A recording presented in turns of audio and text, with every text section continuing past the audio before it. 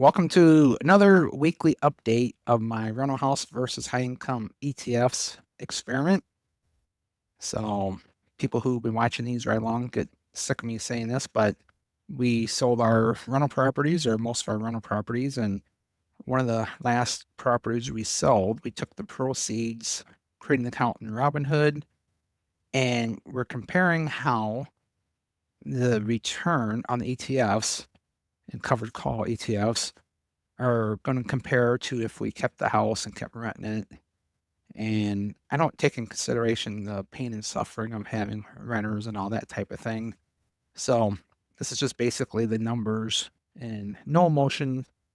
So if there was emotions involved, I'd be upset about the tariffs and the decline of the ETFs, just like I'd be upset with renters plugging up sewer lines and things like that. So let's get going here. And if you have been watching these, I'd love it if you would subscribe. So, how do we do this week? We are doing a little bit better in the past couple weeks, obviously. The total we have invested is 127,871. 61,676 is equity. So, we are using margin. I consider margin home equity line of credit or a second mortgage on a property or just a loan on rental property in general. That's how I justify that. I'm not scared of margin. A lot of people think margin is something the devil invented, but I look at it as a common sense type of way to amplify or speed up some return. So the margin interest I'm paying is 6%, but I'm earning anywhere from 12 to 25 or 35% on the money that I borrowed. So the math speaks for itself. Now, if you look down here, you see I'm down some of these, but they're slowly climbing back up. I don't know how long it's going to take qdte to get back to even. And aipi is still down. It's creeping back up. SPYI is right about even, and giax is up a couple $100 from my average cost basis. So hopefully those climb back up over time and do well. And about a month ago, I started adding this slide in there just to get an idea of how things are going in general. This is the S&P 500 SPY chart. So it's a Bollinger Band. So quickly, a Bollinger Band is like the standard deviation of what a stock is doing. That middle line right here is the 20-day moving average. And then down here is the relative strength index.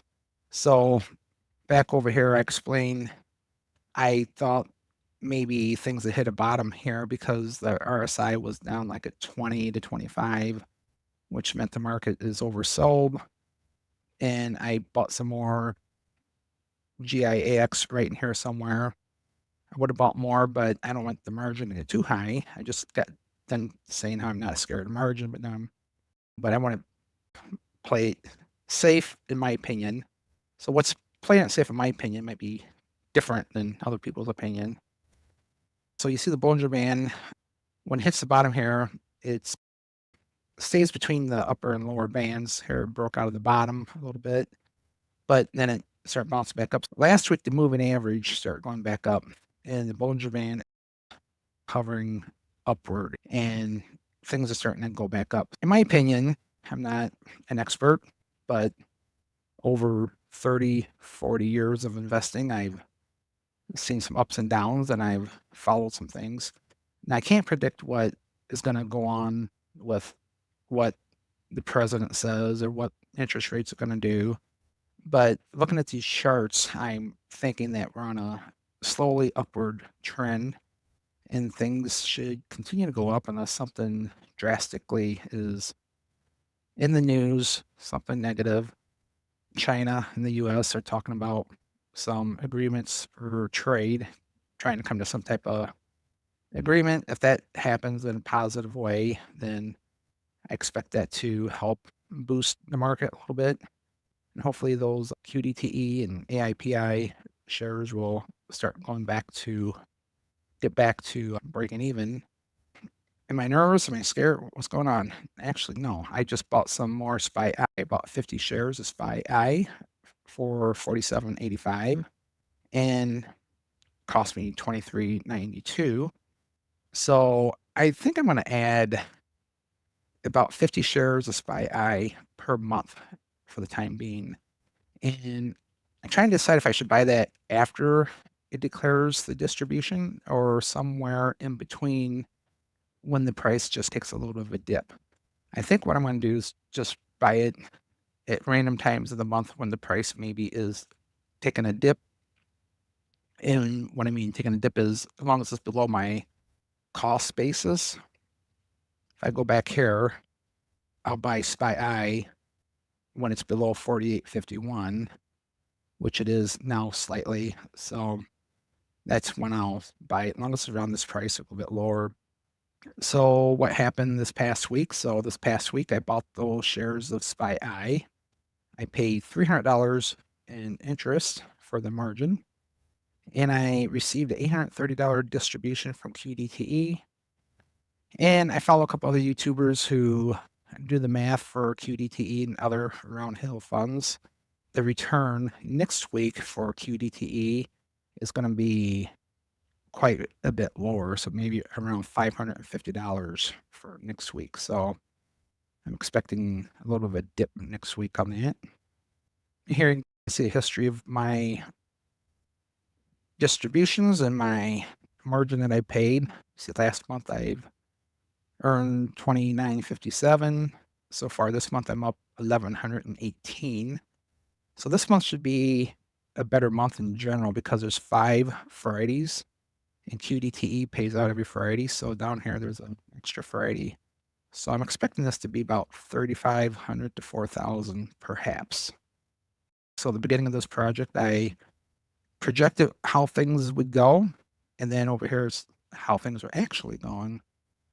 I projected I'd be at $86,000 in equity right now. So basically my 70,000 would have turned into 86,000. I projected I'd have about 64,000 in margin and I'd have $150,000 invested and I'd be earning about 0.75% per week. And I'd be up 23% since November when I started this.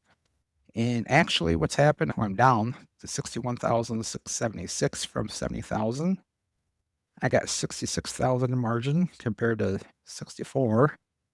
I got 127,871 invested.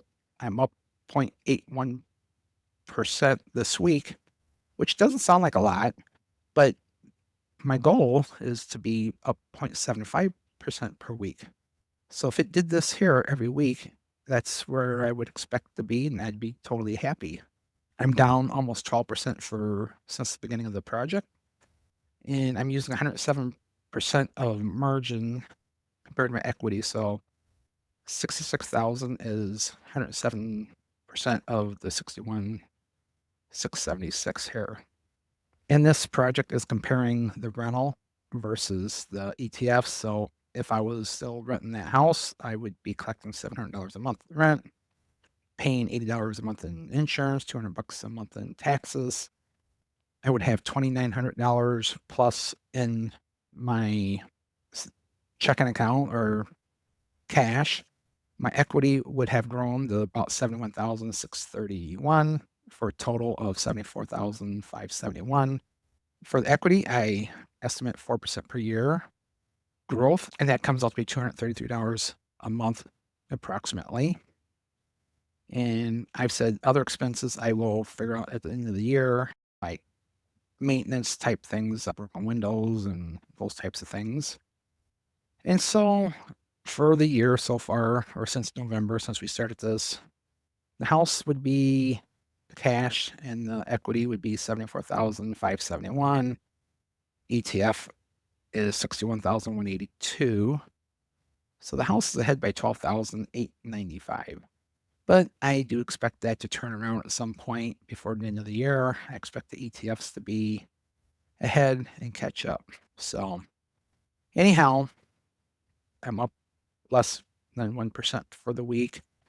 And that's how I expected things to go, just slowly going up. But things started out like gangbusters in November with the election, and then immediately took a downward turn with the tariff talk and all the negative stuff in the news. But now it looks like it's leveled out and things are getting back to normal. So if you like this type of stuff, subscribe, give it a thumbs up, all those types of cool things. So we'll catch you next week.